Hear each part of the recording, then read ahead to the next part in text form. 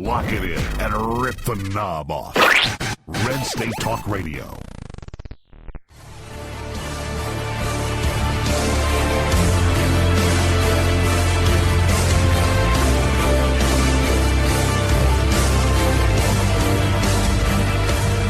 Welcome, ladies and gentlemen, to the Denise Simon Experience. I'm your host, Denise Simon, and thanks for certainly staying with us. I'm very pleased to have with us Henry Morgenstern, an old friend that he's actually a great steward of Homeland Security, because he's with the Homeland Security Network and with the Counterterrorism Magazine, and watches things very, very carefully, and he's a grassroots advocate for the security of the United States and certainly that of Israel. So, Henry, thanks for being with us. Denise, thank you for the opportunity to be with you and your listeners. I'm really happy to be here. Thank you. And happy to answer any questions or go ahead and tell listeners about what we do. Yeah, you take on a big challenge every year in Orlando. You plan for a very big event there, which is always successful and always very germane to the topics. So, Henry, tell us what this event is about. Thank you. We have the Homeland Security Professionals Conference, which is sponsored by our magazine, the Counterterrorism Magazine, and is really designed for the Homeland Security professional, that is, all the law enforcement agencies, all the public safety, rescue, fire, EMS, EMT. But we also have interested members of the public because they really would like to get the inside scoop. We've been training. We have a company that oversees everything, which is Security Solutions International, and we've been training U.S. Homeland Security since 2004. We've done over 1,000 different agencies. We're official vendors all over the country in different cities. But this conference is dedicated to providing information for people that come to it, and we've got one heck of a lineup. With everything in the media, just tell you a little aside, the main speaker, whose picture I can't put up because he's a working professional. Years ago, we were in Seattle, and we were talking about radical Islam, and we were talking about beheading. I'm talking about 8-9 years ago. And, he got up and gave a 2-day program about radical Islam, and unfortunately the mayor at that time decided we were Islamophobes because we were showing the fact that they do behead people. Now it's mainstream media. So he's going to kick off the conference. He's a very interesting person. He's a Iranian who escaped through the mountains before he ended up as cannon fodder during the Iran-Iraq war. Came to the U.S., became a police officer here, served the country in Afghanistan, and is serving again as a police officer. And as a former Muslim, he knows radical Islam very well. So he's going to be talking about exactly what ISIS is. Because unfortunately, with all the propaganda we get about the religion of peace and how it's not Islamic, he's going to be showing exactly how Islamic it is. And then we go on from there to a whole host of great speakers on Homeland Security subjects, ranging from the dangers of self-radicalization. We're going to be talking about what happened in Mumbai and could it happen here. We're going to be also talking about money that finances terrorism and terrorism on our southern border through an expert, Joe Kolb. He's one of the leaders in border security studies with Western New Mexico University, so he's going to be speaking about that. That's very interesting. We're also going to be getting a demonstration of drones. So that's really fascinating for people that are interested in that, and some anti-drone technology, too. So it's quite a mixture. It's 2 really lively days, and it ranges from very professional talks. Member of law enforcement from Ohio, Sergeant Michael Holton, is going to be talking about a whole investigation that they undertook successfully with radical Islam. And the problems, because we are blessed with this wonderful legal system, the problems of prosecuting these cases. So we go from one thing to drones back, and it's very interesting. Henry, your attendees, what are they most concerned about that has been a surprise to you in putting on these seminars? Well, I think that recently what I've been seeing, not so much our attendees have been coming for years. This is our 10th annual conference. So they go back years hearing about these threats and understanding them, and are very focused now on preventing them in their respective communities. What I'm finding incredible is that suddenly, before the 4th of July, we had this outpouring of concern, whereas before we had violent extremists, and the New York Times bounced right on the tragedy in Charleston, proclaiming that Islamic terrorism is not a danger, it's right-wing extremism, and then suddenly the country was waiting for terrorist attacks. So this is what happens when the broader public gets it swept under the carpet, what's going on, and then suddenly a national holiday comes up and everybody's going to be on alert. And I think that's what we avoid by making this commitment to bring in the best speakers. We've had speakers from the Israeli security agencies. We've had speakers from Europe with different expertise over the 10 years, and we're going to be making a big deal because it is 10 years. So I can't believe that's gone by, Denise, but like I told you before, I'm almost a grandfather, so that's the way it goes. Well, congratulations on that for sure. Now, is this something that, Henry, that has necessarily been brewing for a while, or are we just now beginning to pay more attention, or with the rise of Islamic State, has things reached a pitch? Yes, I think it's been brewing for quite some time. They're very skillfully using social media, in particular Twitter. There's also allegations that they have a system of encrypted tweets going on to alert their followers.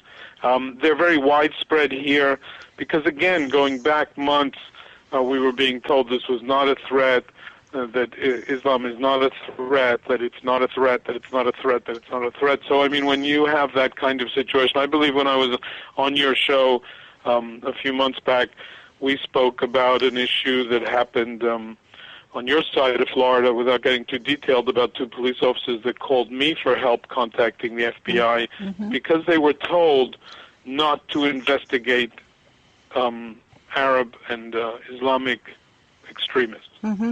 They were told that in no uncertain terms by the Justice Department to focus their attention on radical extremists here in the U.S., white hate groups, etc. So they couldn't get information. They had to come to me to contact a friendly figure in the FBI who could give them information. So that's what's been putting the thing to sleep. It's not that it hasn't been happening all along. It's this attitude that's been putting it to sleep, and now it's become so overwhelming and I think so threatening that the authorities are finally ignoring their talking points. James Comey, the director of the FBI, actually was in a hearing this week, and he spoke about, he's actually making a clarion call, that he's overwhelmed, and he said everything he possibly could, short of raising the and waving the white flag, that I can't do this. We don't have enough resources. We don't have enough tools. We don't have enough technology. And this is a guy that's in the trenches. He obviously has all the FBI offices reporting to him. Was he speaking the truth, Henry, or was? Yes, I believe he is, Denise, because he's lost the most valuable aspect of Homeland Security, which is the public. The people listening to your show are the most important aspect of Homeland Security, and this is well known in places that have suffered from myriad terrorist attacks like Israel. The public's a critical component in alerting authorities, in focusing the few people that we have to enforce law enforcement throughout this huge and complex country. The public's the key thing in focusing them and saying, I believe these people are being radicalized, or I've seen things going on in this home, or I've done that. And not that we want to turn the culture into one of an informant culture, but we want people to be aware. And what have we had over the last 10 years? Nothing but, counter-awareness. There's nothing happening. You don't have to worry about it. It's not a threat. This was in the New York Times 2 weeks ago, that this is such an exaggerated threat, exaggerated by 9/11, and there's no real reality in it. So the public's been put in that kind of mode. Plus, you've got situations like Fort Hood, which was declared workplace violence, or the situation out in Oklahoma where he's beheading people shouting Allahu Akbar, and that was a disgruntled employee. And I can go back with hundreds of examples where we've been put to sleep on the threat. Whereas see something, say something, which is a pretty innocuous campaign, should be waged throughout the country, and it should be something that people are aware of. And I think that's why he's in trouble now, and he knows it. Your conference has been very effective, and it is kind of taken the spark and made it almost dynamic, such that some of your attendees have been so compelled by the messages that they don't get otherwise that they have actually taken on some grassroots campaigns on their own. Can you explain some of those? Yeah, sure. We've had a number of people over the years come by and that have since become very active. Particularly, I can think of Alan Kornman, who's with Tom Trento. I know Alan. Over at Alan. I had to substitute on one of his radio shows when they were out of town. Okay, all right. You stood in for him. All right, they're good people. They're fighting all the time, working hard with very little finance to bring people the awareness of where our threats really are. And we've had law enforcement join us. We've done now at least 500 members of U.S. first responder agencies and taken them to Israel.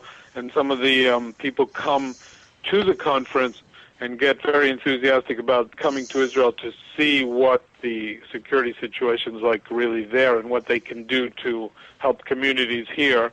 In the old days when the DHS was a little different and they were providing finance for this kind of education for first responders, we took whole cities, including one out in California, which is well known for its amusement parks without saying any further, and the whole city came. So they actually changed their security arrangements as a result, and it all started with coming to our conference. So, we've been very grateful for the relationships we've made through the conference, and really it's friends getting together. We welcome members of the public that are like-minded. Please don't come to try and protest on issues. You won't get a good reception. It's about 350 professionals there. But if you're like-minded and you're concerned about the security of the U.S., you appreciate the country, and you are a patriot, then you're welcome to come. It's easy to get through to us on contact, CONTACT, at HomelandSecuritySSI.com. That's HomelandSecuritySSI.com, and you can go to our website. There's information about the conference. The Counterterrorist magazine has information about the conference. And people are welcome to contact us and come. I can also give them my number, and I'll be happy to do so if that's fine with you. Yeah, please do. My number is 305-401-6906. Again, that is Henry Morgenstern, 305-401-6906. And I know that any members of Denise's audience are welcome to come to the conference, and we'll even make a special discount available if they say they're listeners of your show. Aw, thank you, Henry. Now, this is in November, correct? It's in November, the 3rd and 4th of November, at the Florida Hotel and Conference Center, which is greatly located. It's attached to a mall. It's a great deal also for staying there for people that don't want to drive backwards and forwards. I think rooms are $110 a night, and it's a very deluxe hotel. And we have a great time. As I said, in the evening, the first night, there's a display of drones, and they'll be flying all over the place, and we'll be understanding what they can do and what they can't do and what they should do and what they shouldn't do, and raising some of those issues. your magazine, Counterterrorism Magazine. Yeah. Tell the audience, if you would, what is in that magazine and why they need to have it. Sure. We are a magazine that's been published now for 8 years. We are focused on providing information to the first responder community and giving them the benefit of each other's experience. So what we try and achieve is that the articles are written by people that have been there and done that, whether it be in Afghanistan or Iraq or here in the U.S., or taking part in a situation on the Mexican border. And so with this first-hand experience being transmitted through the magazines, we have great articles in there, 5 or 6 articles every issue. It's not a timely publication. Well, we're not looking to get in on the moment. We're looking to analyze events and really look at them and see what's going on, if you like, behind the scenes. So it's more of an analysis of events, and it's really first quality information. It is available at Barnes & Noble. It's called the Counter-Terrorist Magazine, available at Barnes & Noble in about 600 stores. And we do have e-zine subscriptions and so forth. So again, Homeland Security, SSI.com. That would be the place to contact us, and we'd be glad to send samples of the e-zine for people to read who are concerned, about safety. And we're actually featuring in this issue, we're trying to push the agenda of getting the public more involved. So we've published a woman's account. I think you may have spoken with her, Denise Shelley Klingerman. Yes. Who did the movie Yes. on the school safety. Yeah. Yes. So she's publishing an article on her experience. This was a mother who got involved and found out about these violent incidents and became sufficiently concerned to go out and produce a movie, a really great movie, on the subject of protecting our schools. And so she's going to be, that's one issue that we'll talk about in this next issue, to get the public involved and see what members of the public can really do, because there is a lot they can do. You've been very good, Henry, at leading the charge to mobilize professionals, people that are true subject matter experts on the topics of national security. But each year when you hold this annual seminar, when they come back each year, are they seeing things as getting worse? Are there other things that they're necessarily concerned about that they weren't the year before? That is true. There are areas of great concern. For example, the situation on the Mexican border. But in general, and I think to be fair to everyone, despite changes in political winds and prohibitions on investigations and all this kind of nonsense, the forces in the U.S. have done an amazing job of improving intelligence, and I think that's key. You can see that in 5 or 7 arrests that were conducted before the 4th of July, which might have meant the 4th of July considerably different to what it was. So we've definitely improved in the intelligence sphere, and they know that. But there are other problems. One of them is the kind of disinformation campaign that's being waged from Washington on exactly who we are fighting. And I think they're concerned about that. They're concerned about the Mexican border very much, very much. And that's something that, we hear about year after year, so we have a speaker speaking about that. We're also concerned about, like you said, forces becoming overwhelmed. If you're familiar with the attack on Mumbai in India, it was a horrific attack. It went on for about 4 days.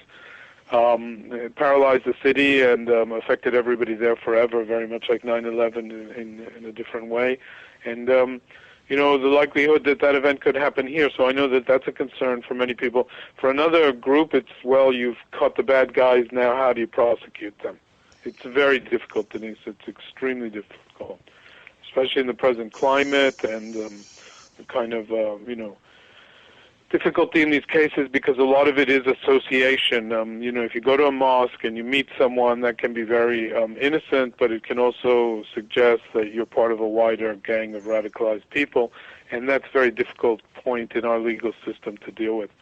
So they're very concerned about investigations, and that's why we'll be having somebody speak about a really successful one where some very dangerous people were put away for a long time. So that's the kind of thing we'll have, and we're welcoming people in the public that are really interested and want to meet some great people and networking. It's a very friendly event. We take over the hotel, and that's What is going on necessarily in the Middle East with Al-Nusra, the Khorasan group, AQAP, the Houthis, Al-Qaeda? I mean, we can go on and on and on, and especially. Well, I was just there, and I can say to you that I was up on the Syrian-Israeli border in the Golan Heights. Mm-hmm. And that's called Mount Bental. So when you're up there, it's an Israeli observatory right up there, you can see right into a city called Quneitra, which was abandoned after the several battles between Israel and Syria many years ago. And that in that city, we could see with binoculars Jabhat al-Nusra, and you could hear the booms of their artillery going towards Damascus from the Golan Heights, which is only 60 kilometers away. So what is that, 35 miles? Mm-hmm. And unfortunately, what's happening in the Middle East is that, as we all know, all these extremist groups have become increasingly strengthened. And at the same time, in our kind of delirium about doing business with Iran, we've alienated some key players in the Middle East who are, for the first time, I think, beginning to understand that their interests may coincide with Israel's. And unfortunately, this little group is without a leader in the United States.